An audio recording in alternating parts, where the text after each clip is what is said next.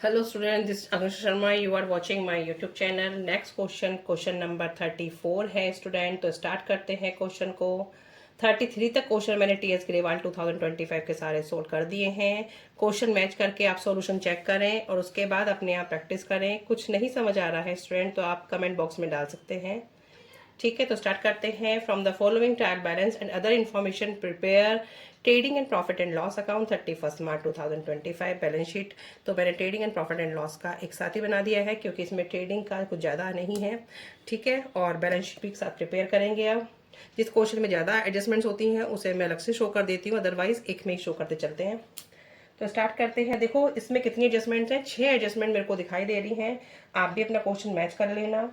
तो पहले लेते हैं सन्डे डेटर दे रखा है आपको 3,20,000। ठीक है, तो डेटर हमारे किधर आएंगे, डेटर हमारे इधर आएंगे। उसके बाद वो चेक करते क्या लिखा है, ओपनिंग स्टॉक है। तो पहले मैं ओपनिंग स्टॉक को ले लेती हूँ। To opening stock, opening stock है 2,20,000। ठीक है, फिर है आपका cash in hand, cash at bank. Cash in hand को मैं एंड में ले लेती हूँ।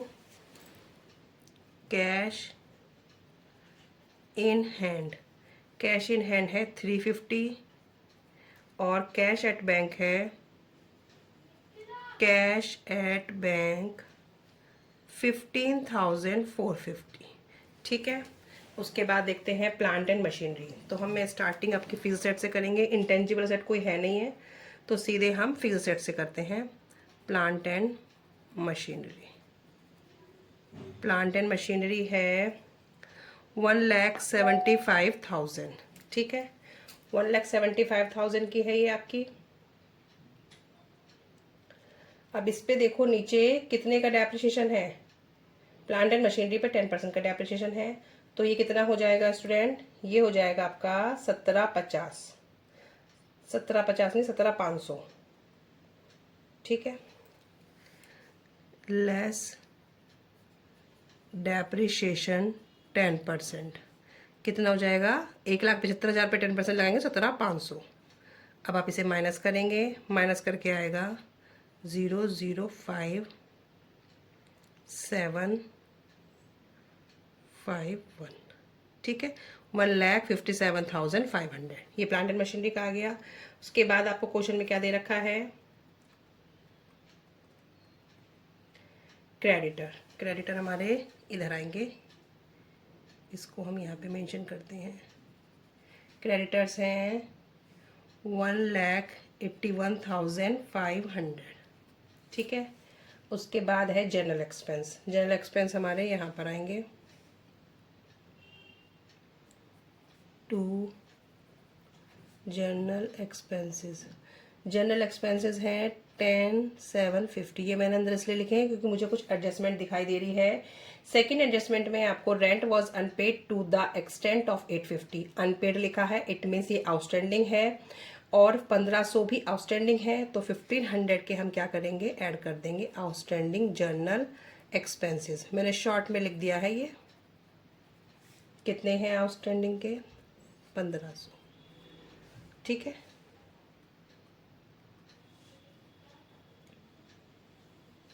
अब आप इसे प्लस करेंगे तो ये आ जाएगा 12,250।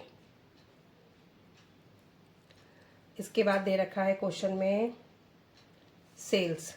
तो सेल्स हमारी यहाँ पे आएंगी। क्वेश्चन में चेक कर लेना, कोई आपको ये तो नहीं दे रखा, सेल्स रिटर्न वगैरह नहीं दे रखी हैं। तो आप डायरेक्ट सेल्स लिखेंगे 13,45,000। ठीक है, क्लोजिंग स्टॉक डाल देते हैं, बाय क्लोजिंग स्टॉक ये है 1,24,500। अब देखते हैं और क्या गिवन है। Salaries carriage outward rent purchase. पहले मैं परचेजेस ले लेती हूँ क्योंकि ग्रॉस प्रॉफिट निकल आएगा। टू परचेजेस, परचेजेस है मेरी 11,88,700। ठीक है, डिस्काउंट प्रेमिजेस कैपिटल। तो अब आपके पास इससे रिलेटेड कुछ भी नहीं है ट्रेडिंग से, तो इसको हम पहले बंद कर देते हैं। इसका टोटल आएगा 14,69,500। इसमें से ये सारे माइनस करेंगे तो आएगा 2 ग्रॉस प्रॉफिट, माइनस करने के बाद 60,800, 14,69,500, 14,69,500। ये आपका ग्रॉस प्रॉफिट आ गया। ये हम ट्रांसफ़र करेंगे कहाँ? Transfer to P and L. ये मैं लिख देती हूँ आपको समझाने के लिए, अदरवाइज आप नया भी लिखेंगे तो कुछ नहीं है। बाय ग्रॉस प्रॉफिट, अब ये ग्रॉस प्रॉफिट कहाँ ट्रांसफ़र हो जाएगा? यहाँ पे 60,800। अब हमारे यहाँ पे देखो, जनरल एक्सपेंस के बाद मैंने सेल्स डाल दिया था। सैलरीज हमारी यहाँ पे आएंगी। अब सैलरीज कितनी है? अब सैलरी से रिलेटेड कोई एडजस्टमेंट है तो आप चेक करो, कोई नहीं है एडजस्टमेंट। सैलरीज आपकी ऐसी आ जाएंगी 22250। ठीक है, अब चेक करो और क्या है। सैलरी के पास है car carriage outward, carriage outwards, ये है हमारा 4000 का, एज इट इज जाएगा। टू रेंट, रेंट कितना है? 9000। और आपका नेट आउटस्टैंडिंग रेंट कितना है? 850। तो ये हो जाएगा 9850। ठीक है, उसके बाद है परचेज हम ले चुके थे ट्रेडिंग में, डिस्काउंट है डेबिट में, तो ये डिस्काउंट अलाउड है। टू डिस्काउंट कितना है? 11,000। उसके बाद प्रेमिजेस तो मेरी नीचे इसमें जाएंगी, इनको भी लिख देते हैं। प्रेमिजेस कितनी है? 3,45,000। अब इस पे भी आपका क्या था? डेप्रिसिएशन था कितना? 2% का। ठीक है, अब 2% का डेप्रिसिएशन चेक करते हैं कितना आएगा। इस पे हम 2% लगाएंगे तो हमारा आएगा 6900। ठीक है, लेस डेप्रिसिएशन 2%, और इसको माइनस करेंगे तो आएगा 3,38,100। ठीक है, इस तरीके से हो गया। अब देखते हैं वो क्या बचा हमारा। कैपिटल दे रखी है, कैपिटल को आप इधर डालेंगे। कैपिटल 7,95,000। ठीक है, अब इसको ऐसे छोड़ते हैं। पहले हम यहाँ का कंप्लीट करते हैं क्या क्या रह गया हमारा।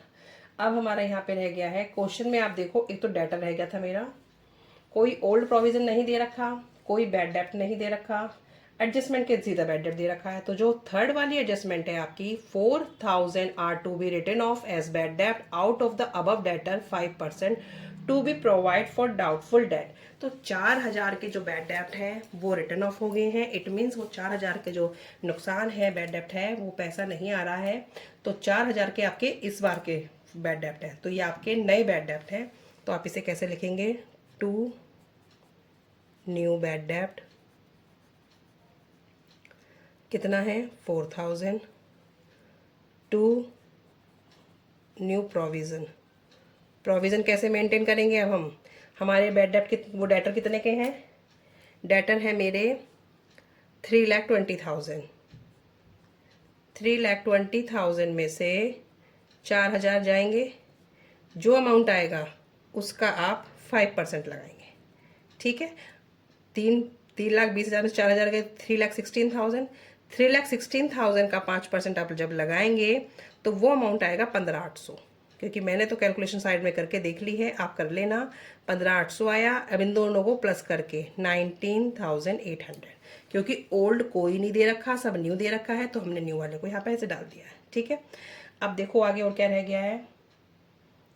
सेकेंड एडजस्टमेंट हमने कर ली, थर्ड भी एडजस्टमेंट कर ली है। थर्ड एडजस्टमेंट का हमने डेप्रिसिएशन शो नहीं करा, तो to depreciation on machinery on premises कितना है? 17,500 और 6900, इन दोनों को प्लस करके ये आ जाएगा आपका 24,400। ठीक है, अब मैंने ये भी डाल दिया है। अब आपका एक दे रखा है, a fire broke out on 1 April 2024 destroying goods costing 20,000। ठीक है, देखो ये तो आपका दे रखा है इस तरीके से, क्योंकि एक फायर ब्रोक हुआ है आउट ऑन 1 अप्रैल 2000।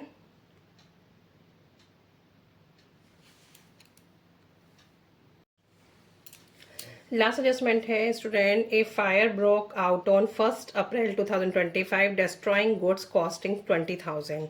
तो जो एक फायर ब्रोक हुआ है, कोई कहीं पे आग लगी है तो उसमें डिस्ट्रॉय हुए गुड्स, तो लेकिन वो हुआ कब है? 1 अप्रैल 2025।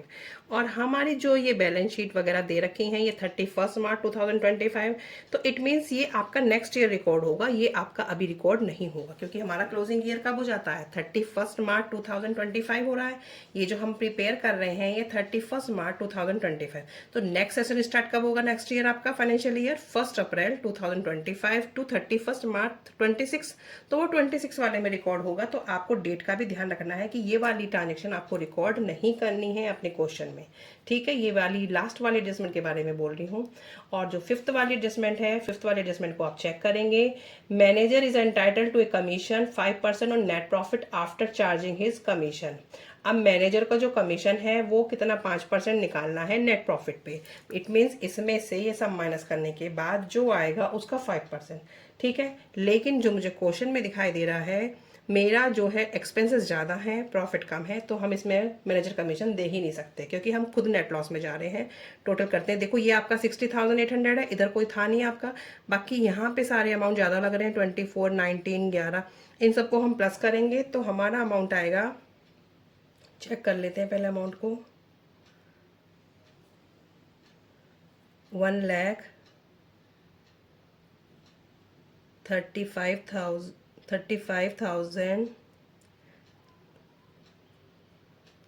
3,550, सॉरी 3,550, 1,03,550। तो ये इधर का टोटल आ रहा है, इसमें से इसको माइनस करेंगे तो नेट लॉस आ रहा है, बाय नेट लॉस। ठीक है, अब इसमें से आप इसको माइनस कर देना तो ये आ जाएगा 42750।